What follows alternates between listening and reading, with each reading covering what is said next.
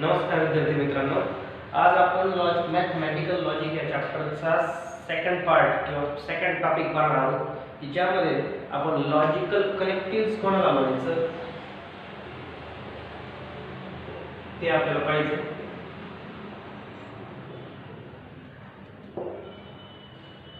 तर लॉजिकल कनेक्टिव्हज कोण असतात पहा. लॉजिकल कनेक्टिव्हज हे काही वर्ड्स असतात. The word or group of words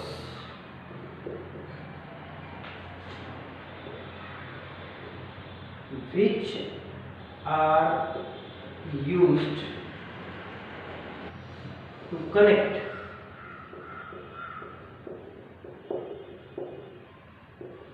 two statements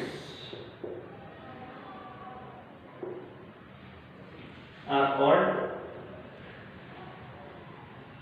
logical connectives.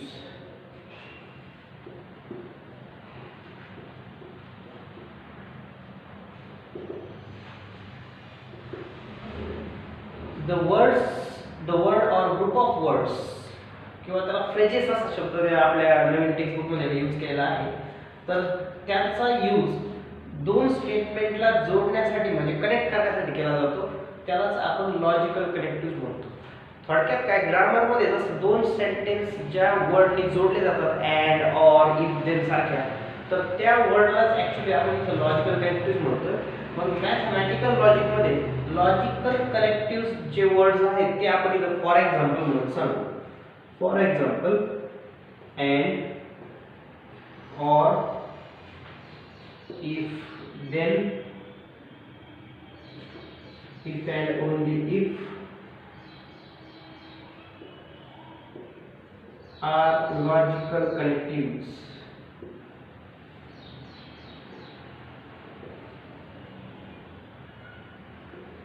तर and or if there if and only if या लॉजिकल कनेक्टिव्हचा वापर करून दोन स्टेटमेंट जोडल्यानंतर ते पूर्ण स्टेटमेंट ट्रू असेल फॉल्स असेल त्याची ट्रूथ व्हॅल्यू काय असेल ते आपण इथे स्टडी करणार आहोत. मग सध्या आपण एक एक लॉजिकल कनेक्टिव्ह स्टडी करू. त्याच्या आधी simple statement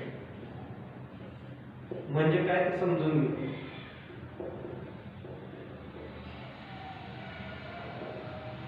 so simple statement आणि कंपाऊंड स्टेटमेंट म्हणजे काय ते आपण आधी सांगू. A statement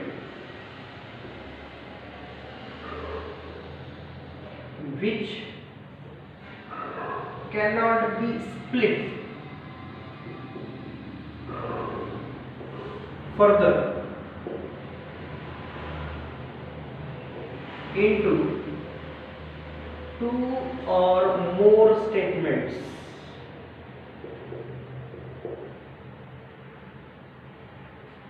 is called a simple statement.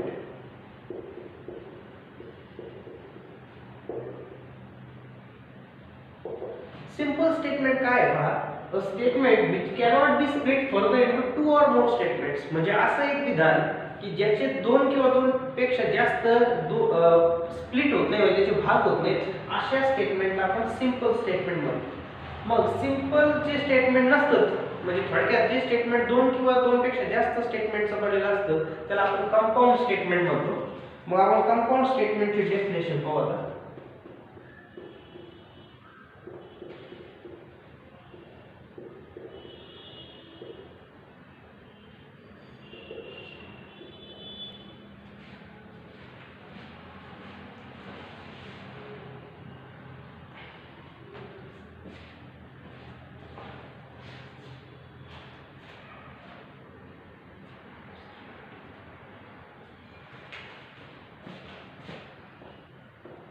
A combination of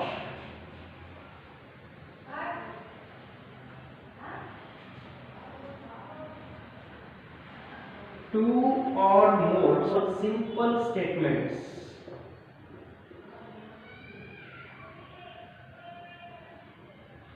is called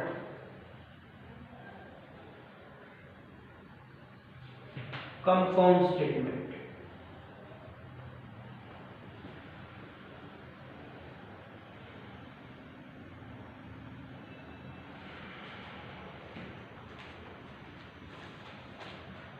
तर मग कंपाऊंड स्टेटमेंट काय आहे बघा. A combination of two or more simple statements is called compound statement. Compound statement म्हणजे काय, तर दोन किंवा दोन पेक्षा जास्त सिंपल स्टेटमेंटचं जेव्हा आपण कॉम्बिनेशन करतो, तर अर्थातच ते कॉम्बिनेशन करताना आपण ह्या लॉजिकल कनेक्टिव्हचा वापर केलेला असतो. म्हणजेच and, or, if, then, if and only if असे कनेक्टिव्हज वापरून दोन वाक्यांना जोडणारे शब्द वापरून आपण त्या कंपाऊंड स्टेटमेंटचं फॉर्मेशन करतो. मग आता एका कंपाऊंड स्टेटमेंटचा आपण इथे स्टडी करणार आहोत. जर दोन स्टेटमेंट्स अँड ने जोडलेले असतील तर त्या स्टेटमेंटला आपण म्हणतो त्यांचं conjunction. That is first conjunction.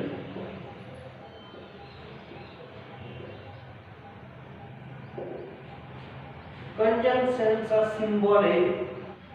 तर मग फर्स्ट लॉजिकल कनेक्टिव्ह जे आहे ते आहे अँड ने जोडलेले दोन स्टेटमेंट. म्हणजे असं कंपाऊंड स्टेटमेंट की त्या दोन स्टेटमेंट मध्ये अँड चा वापर झालेला आहे. तर मग अशा कॉम्बिनेशनला आपण कंजंक्शन म्हणतो. आणि त्याचा सिम्बॉल आहे उलटा व्ही काढायचा, स्मॉल व्ही उलटा काढायचा. म्हणजे लॉजिकल कनेक्टिव्ह जे आपण वापरतो ते आहे अँड. च्या ऐवजी बट पण वापरला जाऊ शकतो. मग दोन स्टेटमेंट्स जर अँड ने किंवा बट ने जोडलेले असतील तर त्यावेळेस ते पूर्ण स्टेटमेंट ट्रू होईल का फॉल्स, त्यासाठी आपण एक ट्रुथ टेबल लिहिणार आहोत. मग पहा दोन स्टेटमेंट आहेत. स्टेटमेंटला जनरली आपण स्मॉल लेटरने दाखवतो. ह्या चॅप्टर मध्ये आपण दोन स्टेटमेंट घ्यायचे असतील तर ते पी आणि क्यू ने डिनोट करणार आहोत. आणि ते दोन स्टेटमेंट जर अँड ने किंवा बट ने जोडलेले असतील त्यावेळी पूर्ण वाक्य किंवा पूर्ण स्टेटमेंट जे अँड ने जोडलेलं कंपाऊंड स्टेटमेंट जे ट्रू होईल का फॉल्स ते आपण सांगतो.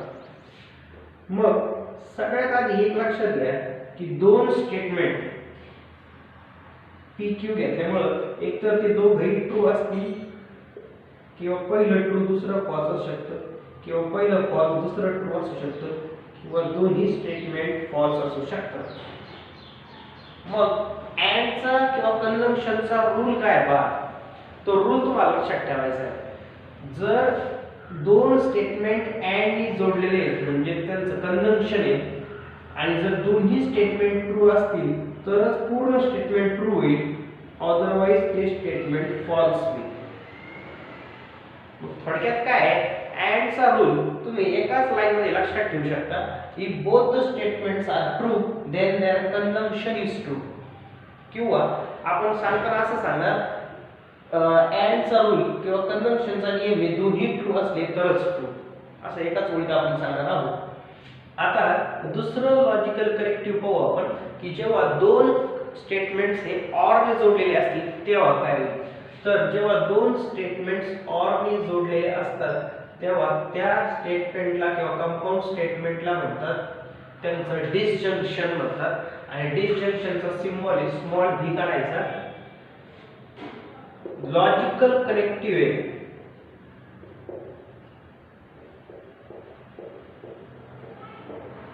लॉजिकल कनेक्टिव्ह आहे ऑर. म्हणजे दोन सेंटेन्सच्या मध्ये तुम्ही ऑर स्टेटमेंटच्या मध्ये ऑर घेतलाय तेव्हा त्या दोन स्टेटमेंटचं झालं डिसजंक्शन. आणि मग जर दोन स्टेटमेंट ऑर ने जोडलेले असतील तर ते पूर्ण स्टेटमेंट ट्रू होईल का फॉल्स ते आपल्याला पाहिजे. मग दोन स्टेटमेंट आहेत पी क्यू, त्याचं तुम्ही घेतलंय ऑर, याला आपण वाचणार पी डिसजंक्शन क्यू डिसजंक्शन किंवा पी ऑर क्यू असं म्हटलं तरी चालेल. तसं आपण इथं अँड साठी पी अँड क्यू असे वाचतो किंवा पी कंजंक्शन क्यू असे रेडी करतो त्याला. मग त्याचा ट्रुथ टेबल काय होईल पहा.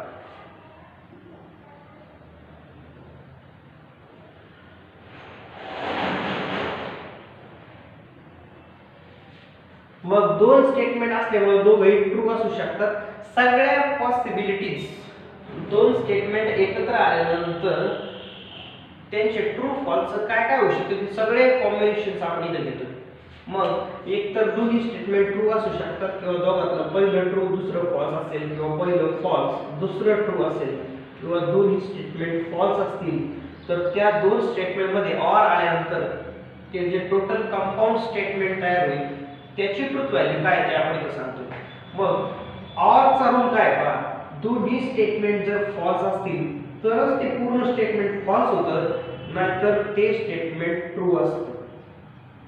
तर मग ऑर चा रूल सिंपल रूल आहे काय, जर दोन्ही फॉल्स असले तरच फॉल्स। मग डिसजंक्शन चा रूल तुम्ही सांगू शकता, if both the statements are false then their disjunction is false. मग एका शब्दात काय सांगणार, दोन्ही फॉल्स असले तर फॉल्स। हा नियम कोणाचा आहे, ऑर चा किंवा डिसजंक्शनचा तुम्ही म्हणू शकता। तिसरं लॉजिकल कनेक्टिव्ह आहे, जर दोन वाक्य इफ देन ने जोडलेले असतील तर अशा सेंटेन्सला किंवा अशा कंपाऊंड स्टेटमेंटला आपण कंडिशनल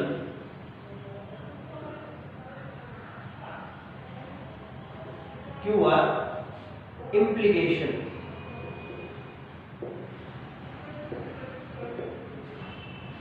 आणि त्याचा सिंबल आहे सिंगल एरो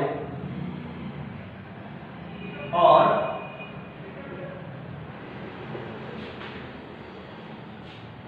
मग तिसरं लॉजिकल कनेक्टिव्ह जे आहे पहा, किंवा दोन स्टेटमेंट जर इफ देन नी जोडले असेल तर ते कंपाऊंड स्टेटमेंटला आपण कंडिशनल किंवा इम्प्लिकेशन म्हणतो। त्यासाठी ह्या दोन्हीपैकी एक सिंबल वापरता येईल, जनरली आपण एक पहिलं सिंबल सिंगल एरो वापरतो। तर इथं लॉजिकल कनेक्टिव्ह आहे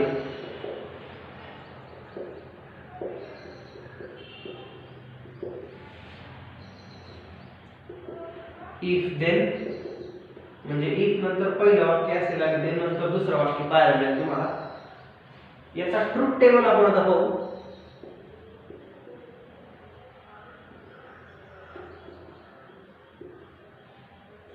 मग इम्प्लिकेशन किंवा कंडिशनलचा ट्रूथ टेबल काय असेल पहा, नियम असा आहे की जर पहिलं ट्रू आणि दुसरं false, if first statement is true and second is false, then whole statement or conditional statement or implication is false, otherwise true। मग या कंडिशनल किंवा इम्प्लिकेशन साठीचा जो नियम आहे तो इम्पॉर्टंट आहे, त्याला ऑर्डर आहे, क्रम आहे। कारण बऱ्याच जणांचं काय होतं, पहिलं ट्रू दुसरं फॉल्स, फॉल्स ते लक्षात ठेवताना असं न ठेवता काय करतात, एक ट्रू आणि एक फॉल्स, मग एक ट्रू एक फॉल्स निघत पण आहे, मग ते यालाही फॉल्स देऊन टाकतात। त्यामुळे ही चुका होण्याची शक्यता असते। त्यामुळे ह्या तिसऱ्या टेबलला थोडंसं चांगल्या पद्धतीने लक्षात ठेवा की पहिलं स्टेटमेंट ट्रू दुसरं फॉल्स असेल तरच फॉल्स होतं, म्हणजे पहिलं स्टेटमेंट ट्रू दुसरं फॉल्स असेल तरच फॉल्स होतं, अदरवाइज ते कंडिशनल स्टेटमेंट काय असतं, ट्रू असतं। मग इम्प्लिकेशन किंवा कंडिशनलचा नियम कसा सांगणार ते लक्षात घ्या, पहिलं ट्रू दुसरं फॉल्स तरच फॉल्स, नाहीतर ट्रू राहील। आता चौथं लॉजिकल कनेक्टिव्ह आपण पाहणार आहे ते आहे, जर दोन वाक्यांच्या मध्ये इफ अँड ओन्ली इफ आला, म्हणजे दोन स्टेटमेंट जर इफ अँड ओन्ली इफ ने कनेक्ट केलेले असतील, जोडलेले असतील, तर त्याला म्हणतात बाय कंडिशनल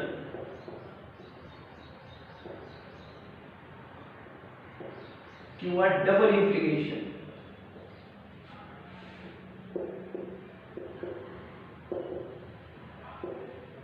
आणि त्याचा सिंबल आहे डबल टू साइडेड एरो आपण ज्याला म्हणू, किंवा ह्या पद्धतीने त्याला दाखवलं जातं। So implication of biconditional double implication. Logical connective या केस मध्ये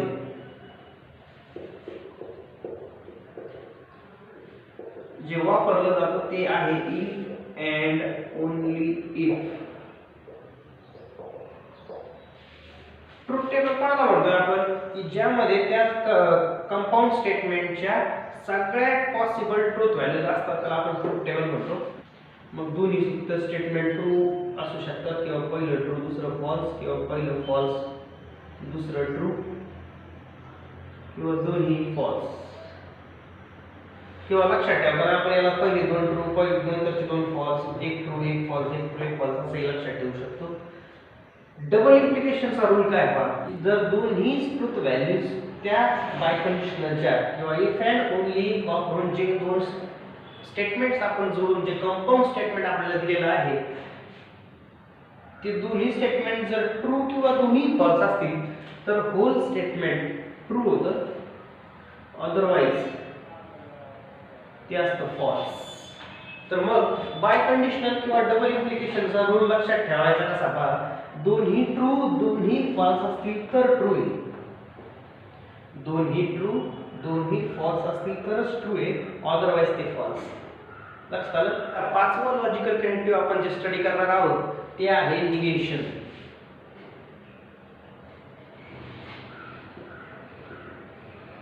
निगेशनचं सिम्बॉल आणि लॉजिकल कनेक्टिव्ह आपण आता सांगू. लॉजिकल कनेक्टिव्ह आहे नॉट.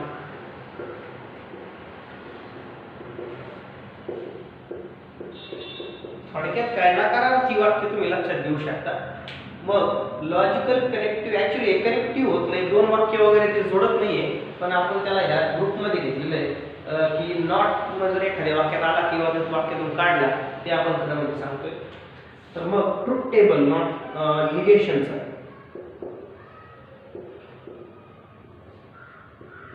एक सेंटेन्स आहे आणि त्याच्यात तुम्ही नॉट टाकला किंवा त्याचं निगेशन केलं तर आता एकच स्टेटमेंट असल्यामुळं एक तर ते ट्रू असणार आहे किंवा फॉल्स.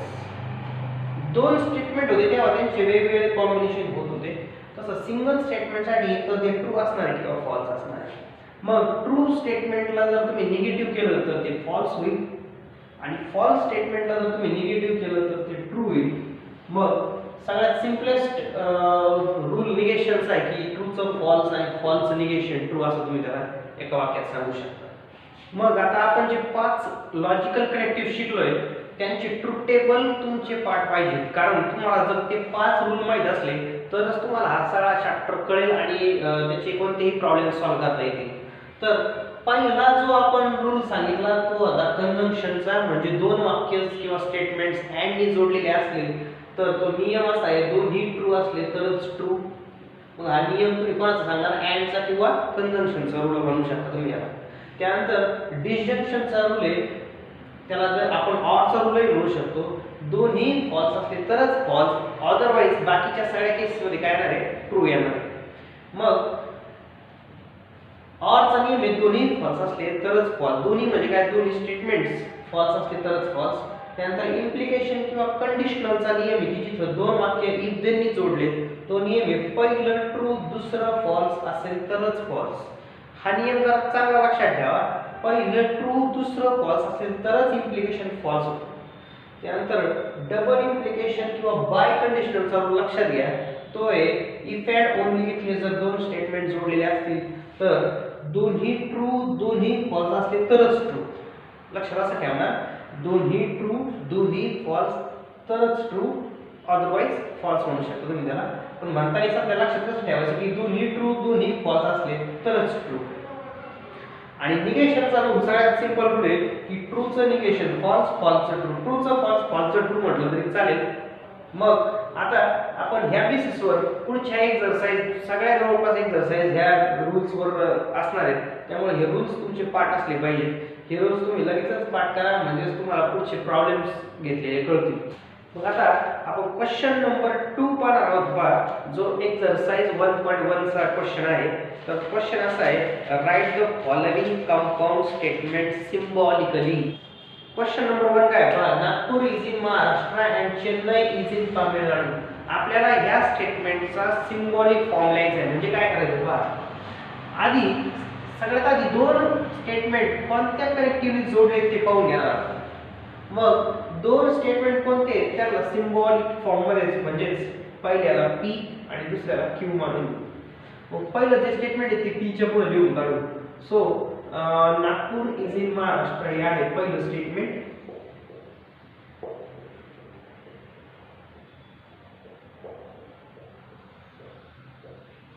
आणि क्यू हे जे स्टेटमेंट आहे ते आहे चेन्नई इज इन तामिळनाडू.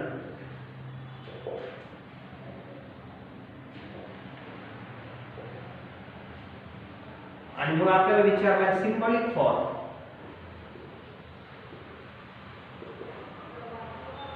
तर सिम्बॉलिक फॉर्म कसा लिहिणार पहा, दोन वाक्य अँड नी जोडले म्हणून आपण पी अँड क्यू. पहिलं वाक्य नागपूर इज इन महाराष्ट्र ते त्याला आपण पी मानले, मध्ये अँड आहे त्याचा सिम्बॉल लिहिला आपण, जो अँडचा सिम्बॉल आपण कंजंक्शनचा सिम्बॉल त्याला आपण म्हणतोय. आणि दुसरं जे सेंटेन्स आहे ते चेन्नई इज इन तामिळनाडू, त्याला आपण क्यू म्हटलंय म्हणून ते लिहून टाकलं.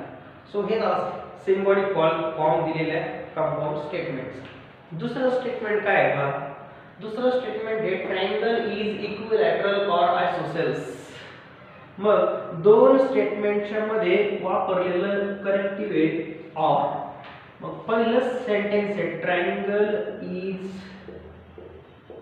इक्विलॅटरल. आता ऑर नंतर सिंगल वर्ड आहे पण त्याला स्टेटमेंटच्या फॉर्म मध्ये लिहायचं आहे. पूर्ण स्टेटमेंट लिहिण्यासाठी पुन्हा एकदा आपण त्याला लिहिणार ट्रायंगल इज आयसोसेल्स.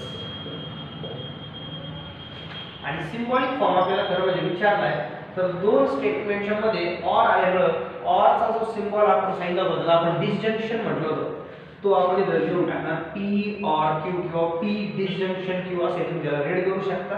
क्वेश्चन नंबर 3 काय आहे पहा. The angle is a right angle if and only if it is of measure 90 degree. मग दोन स्टेटमेंट इथं कशाने जोडले तर इफ अँड ओनली इफ ने जोडलेले आहे. मग आपण त्या दोन स्टेटमेंटला PQ च्या फॉर्म मध्ये लिहू काढू. तर पहिलं स्टेटमेंट आहे the angle is right angle, ते राहील आपलं P. The angle is right angle. आणि Q जे दुसरं स्टेटमेंट आहे त्याला ते आहे it is of measure. It म्हणजे कोण तर तो अँगल. So the angle is of measure 90 degree. आणि मग आपल्याला सिम्बॉलिक फॉर्म विचारला तर सिम्बॉलिक फॉर्म लिहिताना आपण इफ अँड ओनली इफचा सिम्बॉल वापरणार. इफ अँड ओनली इफचा सिम्बॉल आहे डबल एरो ज्याला आपण म्हणू किंवा टू साइडेड एरो. ही दोन स्टेटमेंटच्या मध्ये इफ अँड ओनली इफ आला तर त्याचा सिम्बॉलिक फॉर्म होईल P बाय कंडिशनल Q किंवा P डबल इम्प्लिकेशन Q. मग आता क्वेश्चन नंबर 4 काय आहे पहा. Angle is neither acute nor obtuse. इथं दोन लॉजिकल कनेक्टिव्ह दिसतात आपल्याला. नायदर म्हणजे निगेशन आहे, नॉर मध्ये पण निगेशन आहे पण नॉर मध्ये ऑर दिसतोय म्हणजे नॉर ऑर नाही ऍक्च्युअली तो पण अँड आलेला असतो. तो कसा येतो ते आपण पाहू. दोन स्टेटमेंट काय आहे ते बघा की अँगल एक तर ॲक्यूट असेल, अँगल इज ॲक्यूट आणि अँगल इज ऑब्ट्यूस.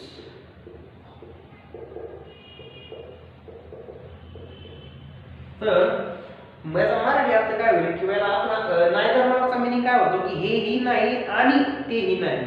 मग पहिलं सेंटेन्स नाही म्हटल्यानंतर त्याचं निगेशन केलं ऍक्च्युअली नॉट वापरले पहिल्या सेंटेन्स मध्ये. अँगल इज नायदर ॲक्यूट आणि तेही नाही म्हणजे अँड. सेकंड पण नाहीये म्हणजे निगेशन क्यू. नाही म्हणजे नॉट, नॉट म्हणजे निगेशन. लक्षात आलं का. म्हणून angle is neither acute nor obtuse. नॉरचा ऑर नाही राहतो तो ऍड असतो ऍक्च्युअली आणि दोन्ही सेंटेन्स नायदर नॉर म्हणून निगेटिव्ह आहे म्हणून सिम्बॉलिक फॉर्म होईल negation P and negation Q. Question number 5 काय बघा. If triangle ABC is a right angled at B then measure of angle A plus measure of angle C equal to 90 degree. दोन statement आपल्याला if देननी जोडलेले दिसत आहेत आणि म्हणून पहिलं स्टेटमेंट आपण P मानून घेऊ ते triangle ABC is right angle at B आणि Q स्टेटमेंट असेल measure of angle A plus measure of angle C equal to 90 degree. आपल्याला सिम्बॉलिक फॉर्म विचारलाय म्हणजे दिलेल्या स्टेटमेंटला सिम्बॉलच्या फॉर्मात लिहायचंय. तर पहिल्या सेंटेन्स आहे आपलं P. इफ देनचं सिम्बॉल आहे कंडिशनल ज्याला आपण म्हणतो किंवा इम्प्लिकेशन सिंगल एरो. सो तो सिंगल एरो मध्ये आणि दुसरं स्टेटमेंट त्याच्यानंतर असल्यामुळे त्याला आपण Q मानले म्हणून सिम्बॉलिक फॉर्म राहील P एम्प्लाइज Q किंवा P कंडिशनल Q आपण त्याला म्हणतो. आता क्वेश्चन नंबर 7 काय पहा. क्वेश्चन नंबर 6 मी स्किप केलाय, तुम्ही तो स्वतः करा, अटेम्प्ट करा, इझी क्वेश्चन तो. क्वेश्चन नंबर 7 काय पहा. x is not a rational number. तर नॉट आपल्याला एक कनेक्टिव्ह दिसतंय but is a square of an integer आणि बट सुद्धा एक आहे कनेक्टिव्ह आहे की जे ॲडच्या ऐवजी सुद्धा वापरलं जातं. मग आता उरलं काय ते पहिलं सेंटेन्स आहे पहा. x is irrational number